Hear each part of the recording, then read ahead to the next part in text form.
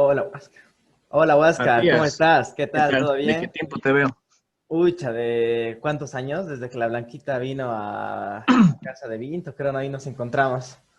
Sí, por unos Unos 5 años 4 años, mínimo. más o menos. Sí, sí, sí, sí, sí, tanto Sí, tiempo. sí. Sí, te cuento que estoy haciendo como un trabajo de tesis, podría ser llamarse, para un curso preuniversitario que mi profesora de secundaria nos está haciendo algunos pocos para, tipo, enseñarnos a escribir, redactar ya estándares universitarios.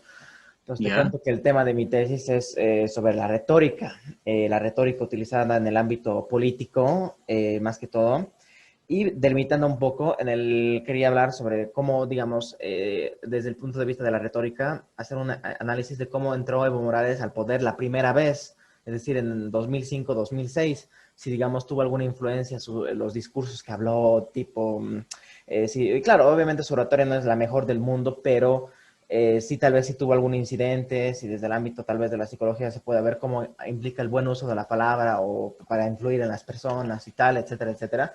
Entonces, más o menos en ese sentido te quería hacer la entrevista. ¿Ya? ¿Ya? Entonces, podríamos comenzar, digamos, me podrías dar algunos datos sobre ti. O sea, tengo tu nombre, pero no tu nombre completo, entonces podríamos empezar con eso. Claro. Bueno, antes de todo esto, lo que voy a decir es una perspectiva mía que va a Ujú. estar fundamentada en la medida que me pidas, con algunos libros, algunos sitios web, algunas personas que hayan citado toda la cual frase que te diga, ¿no? Claro. Lo que diga no va a estarse fijado a, como dicen, a derecha o izquierda, no es inclinado a favor o en contra de tal o cual candidato, Ujú. sino es una perspectiva lo más neutral posible. Ecléctica, Sí, obviamente va a tener mi opinión, va a tener algunas cosas que son meramente mías, pero no trato de apoyar o desprestigiar a otra persona. por supuesto. Muy bien. ¿Sí? Ujú. Ya. Entonces, datos básicos míos, en mi nombre completo, Huáscar Marcelo Santa Cruz Saavedra. Ujú. Ya está bien. Ya, psicólogo clínico educativo de profesión, tengo 31 años y actualmente radico en Chile, boliviano de nacimiento. ¿Desde cuánto tiempo estás en Chile? Aproximadamente unos 2 años. En Chile, ya. Entonces, bueno, empecemos la primera pregunta. La primera pregunta es, ¿qué características, en tu opinión, debe tener un buen orador? Un buen orador en sí tiene que tener ante todo información. Uno tiene que saber de qué está hablando, porque no se trata solamente de encantar a la multitud con palabras bellas, o sea, con un discurso bonito sobre la magia, sobre un mejor futuro, sobre cosas que a la gente le va a enamorar. Ujú. Eso inevitablemente agarra a las personas, les atrae la atención, pero si se dan cuenta que está construido un castillo sobre el aire, entonces se viene abajo, ¿no? El orador, además de información, considero que debe tener también carisma, que es decir, esa capacidad de poder hablar con elocuencia, de expresarse adecuadamente y que la gente le entienda. Y haciendo una pregunta un poco en el sentido de tu respuesta, improvisado un poco, ¿tú considerarías que es favorable al orador de que su público, si digamos su intención es convencerlos de algo, que tengan menos o más información ellos? Dependiendo qué es lo que busque con esa información, ¿no? En el caso de la oratoria profesional o la divulgación científica, por dar un pequeño ejemplo, se trata de que la gente cuente con cierta información básica acerca del tema.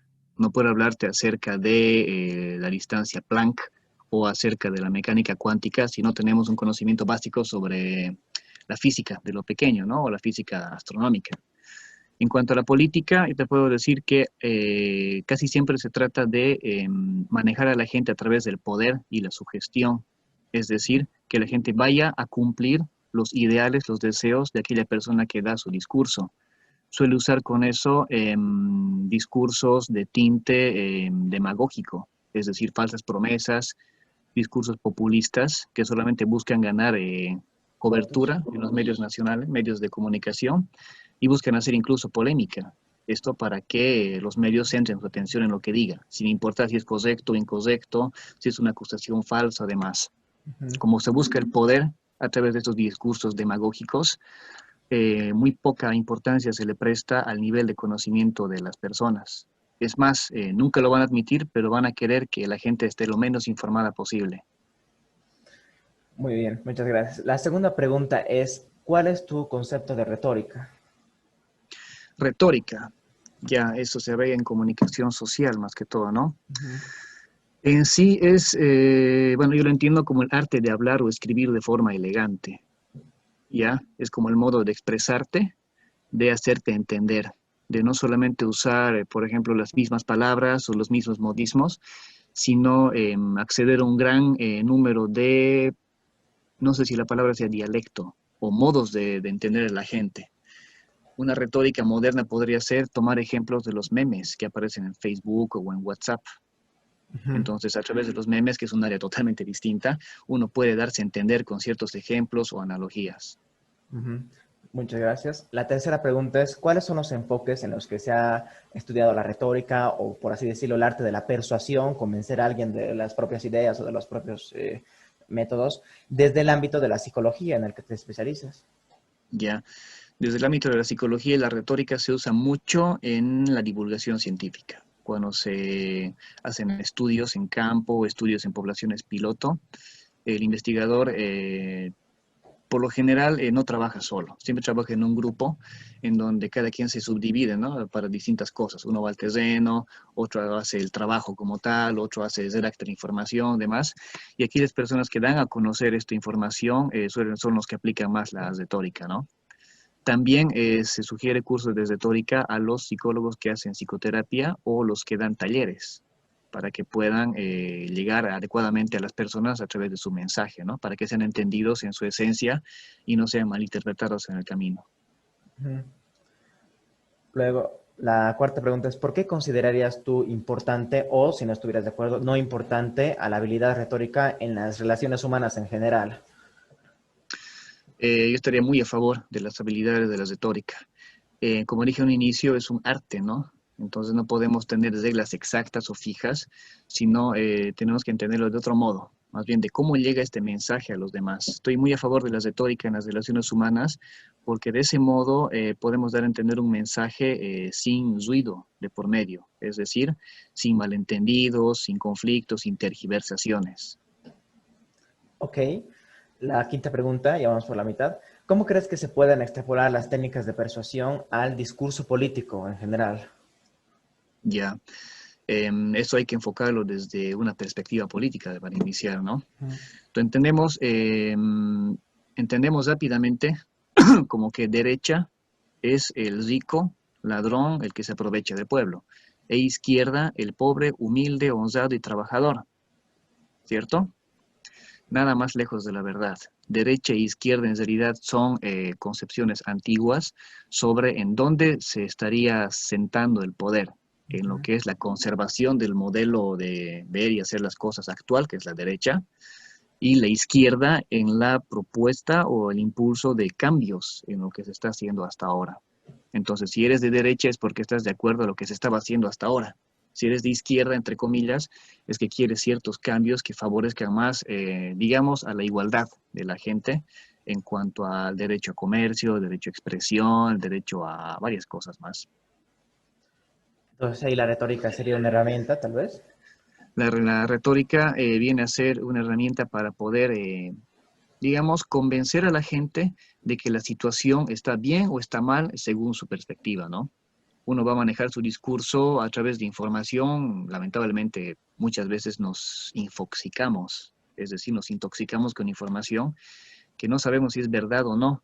Y la persona que aplica retórica debe ser la principal persona en sujetarse a la crítica, es decir, a desmenuzar su discurso y saber qué es lo que dice en el fondo, si la información es cierta, si está jugando con los sentimientos de la persona, si está intentando crear un enemigo interno o externo para ganar más poder, entre otras cosas. Muchas veces vemos en discursos populistas que se trata de conseguir o de crear un enemigo. Esto para que la gente se sienta identificada con su causa y se sienta como activa en un proceso en el cual, sin darse cuenta, viene a ser como una oveja más del rebaño.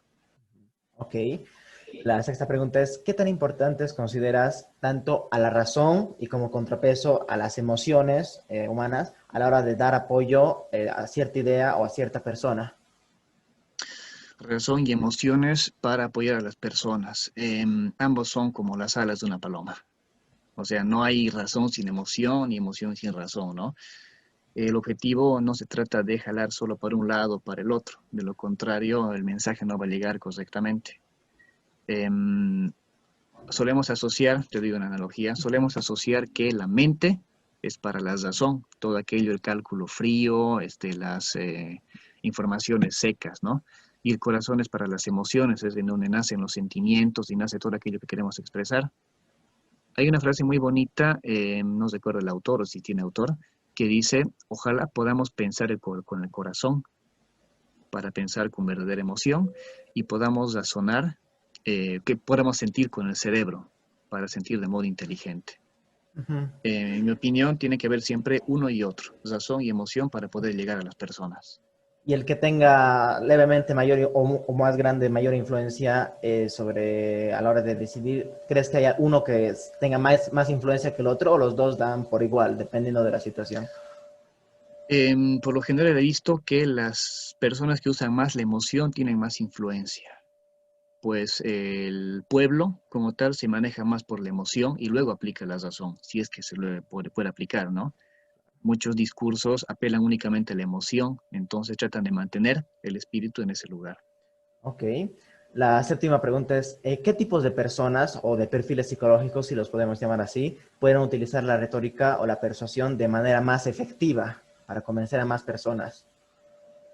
Ya, el coaching, ante todo, que es el discurso que manejan algunos profesionales psicólogos, perdón, dentro del área de las relatorías y los talleres, aquellos talleres para emprendedores, para superar ciertos cuadros de ansiedad y depresión. Entonces, se usa este coaching como una herramienta para poder insuflar de espíritu positivo a aquellas personas que necesitan de ese pequeño empujón para crecer. Y hay ciertas personas, cierto tipo de personas a las que se le dé mejor el coaching, por ejemplo. Tal vez. Sí, sí, se depende. El coaching por lo general suele ser asumido como un tipo de discurso que es para cierto tipo de gente. Digamos, tienes el coaching motivacional, tienes el coaching informativo, tienes distintos tipos, ¿no? Adecuados a la población a la que vas a atender. Ujú. Ahora se está diversificando cada vez más, incluso tratan de hacer coaching cada vez más específicos, ¿no? Coaching para superar terapias fallidas, de coaching para poder manejar el duelo, y varias cosas así. Ujú. Entonces uno tiene que acomodar el discurso a la gente o a la persona a la cual le va a dirigir. ¿Y tú crees que los discursos, o personalmente, digamos, tengas la impresión de que los discursos de Evo Morales tengan algún efecto parecido a los del coaching, digamos, sobre las personas? Como tal, hemos visto que Evo Morales ha dependido casi por completo de sus asesores en los últimos años. Mm. Es decir, él, al igual que Linera y los demás, repiten lo que los asesores le dicen. Entonces ellos arman un discurso previamente en base a todo lo que tienen, sea apoyo, sea acusación, mayormente acusaciones, y te lanzan una respuesta. Y cuando no tienen una respuesta que hemos visto, la clásica excusa de no sé, no sabía, no me he enterado, no me han dicho, no tenía información al respecto. Mm. Entonces ahí nos damos cuenta una tendencia de que el discurso no es de él, sino es un discurso que le están armando. Y claro, no pueden decir fácilmente me he equivocado, o voy a dejar todo esto, me retiro, porque para ellos es un dolor en su ego. Claro. Decir que su sistema económico, su sistema político ha sido un completo fracaso y no hay un país en el mundo que haya aplicado efectivamente comunismo, socialismo o populismo. Y si hay, son casos especiales en donde tienen otras políticas u otra población, ¿no? Ujú. Yo diría que el discurso de Evo Morales fue un inicio, un estratagema, es decir, una acción, un acto hábil para poder engañar a la gente y conseguir algo, una especie de mentira blanca o mentira piadosa que buscaba lograr algo, ¿no? En este caso lo logró durante 14 años, hasta que ya no pudo más manejar ese discurso y se le vino todo abajo. Ok. Por último, ¿cómo crees, ahora hablamos en un terreno en general, cómo crees que el aumento paulatino en el alcance y la calidad de la educación del público en general, que el público se vuelva cada vez más educado a lo largo del tiempo, cambie la forma de recibir y reaccionar ante estímulos de argumentos retóricos por parte de políticos u oradores de toda especie, toda índole? Ya. Em, la misión principal perdón, la misión principal de un político es estudiar mucho acerca de la sociedad, acerca de las conductas, acerca de muchas profesiones y ser, ojalá, o sea, ojalá fuera, ser una especie de futurólogo, es decir, una persona que con todos los conocimientos que tiene, vaya a tratar de predecir qué es lo que va a pasar en su sociedad en un futuro próximo, a corto o mediano plazo. Y con esa información trabajar mucho retórica y hablar con la gente y decirles qué es lo que va a pasar si siguen con este método, con esta política de hacer las cosas, ¿no? Si es bueno, si es malo, qué cambios se pueden promover. Equivocadamente creemos que el político es una persona que está por sobre los demás. Y claro, ahora estamos atacando con todo lo que tenemos a los políticos porque los acusamos de aprovecharse de la situación, de solamente querer mantenerse en el poder, y de estar solamente por el suelo y eso, ¿no? En realidad, el político desde sus inicios estaba por debajo. Era una persona que estaba al servicio de la población, que la persona le encargaba todas sus quejas, sus peticiones, sus perspectivas, y esta persona resumía todo esto y comunicaba al Senado griego. Y les decían, esto es lo que pasa, el pueblo necesita esto, esto y esto, así. Entonces nombraban una persona que tenía el poder absoluto durante un tiempo, Los tirano, ciudadanos. ¿sí? Y el tirano tenía cierto tiempo para arreglar la situación del país o del pueblo, de la ciudad. Pasado ese tiempo tenía dos opciones, ser desterrado o ser asesinado. Solían elegir el destierro, ¿no? Porque tanto poder suele enviciar a una persona. Así que luego de un tiempo de manejar el país, de ser desterraba y bueno, volvió a la normalidad la situación, ¿no? Bueno, Huasca, muchísimas gracias por la entrevista, me ha sido de mucha ayuda, así que muchas gracias. Una última cosita que se me ha dejado en el Ujú. tintero. Tú dijiste que te has graduado de psicólogo clínico, ¿no? Pero ¿de qué Sí, universidades? Solo para ponerlo ahí en la bibliografía. la Universidad Privada del Valle, el campus de Tiquipaya en Cochabamba. Ah, ya, ya, ya, del Univalle, ¿no? Sí, Univalle. Ah, ya, súper, listo. Muchas gracias. Listo. Listo, A Huasca. ti las gracias. Nos vemos. Estamos en Chao, chao. contacto. Chao, Chao. chao. Muchas gracias.